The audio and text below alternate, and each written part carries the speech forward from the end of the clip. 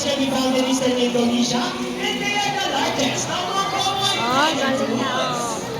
Galing. show has officially started. A round of applause for Jacob and Trainer Jerry. Ay, tinaas na lang yung pole. Hello Ayan. everyone and welcome to Manila Ocean Park's All-Star Bird Show with me, Trainer Francis. Now, our next featured birds are just like any married couple. Monogamous, meaning they will be partners for a lifetime. Pretty romantic, right? But as any couple will attest in a relationship, there will always be battles. Meet Sassy and Rocky, our beautiful pair of green-winged macaws. And today, they will battle it out to see who's the best in a basketball game. But before we start this battle, I will divide you guys into two groups. Here's the girls. All the girls will cheer for Sassy. Come on, girls, let me hear a cheer. Sassy! Sassy! Sassy! Sassy! Very good. And all the boys will cheer for Rocky. Come on, boys, let me hear a cheer. Rocky! Rocky! Very well. So, birds ready? Tigers ready? Set, go! Here comes Rocky on his first ball. First ball for Rocky. Followed by Sassy. Second score for Rocky after the last ball. Rocky wins! April, what can you say about that? You guys lose this time. Hold it, we want another race. Then want another race, Trainer JP? Are you sure about that? Do you want Sassy to lose again? This time, I guarantee you that Sassy will win. So what race do you have in mind? I'm thinking about the ring race. And what is a ring race? The first bird who can drop 3 rings into the pole the fastest is the winner. That is a ring race. So a ring race it shall be. Remember guys, that boys already have 1 point. So girls, let's cheer louder for Sassy to win this time. We'll be doing this again, and this time a ring race. Ready, set, go! Here comes Rocky. First one for Rocky.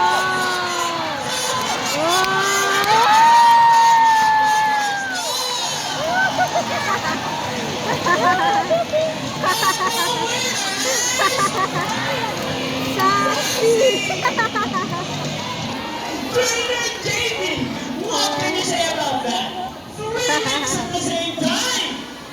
Hey, You guys cheated! oh, he thinks you cheated. No, we didn't cheat. Sassy used her brain. Oh, is it true that girls are more intelligent than boys? Of course not. A round of applause for Sassy and Rocky with Trainer April and Trainer JB.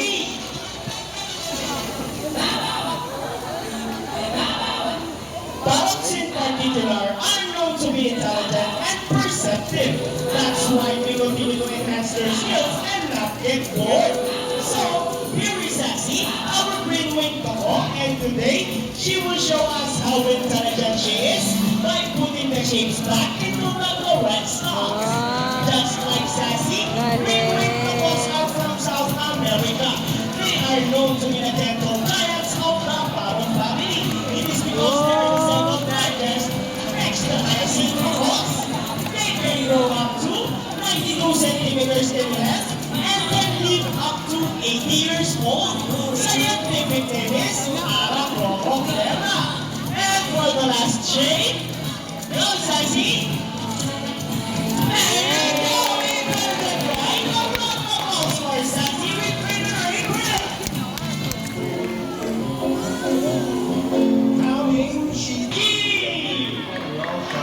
Wow! Rocky, Trainer Jamie, is Rocky ready? Go Rocky! Solve the equation for us! Clap your feet in the time to beat our song. And we got the first number correct. But how about the second number? Well, Rocky loves numbers. 4. Yay! So 6 plus 8 is equals to 14.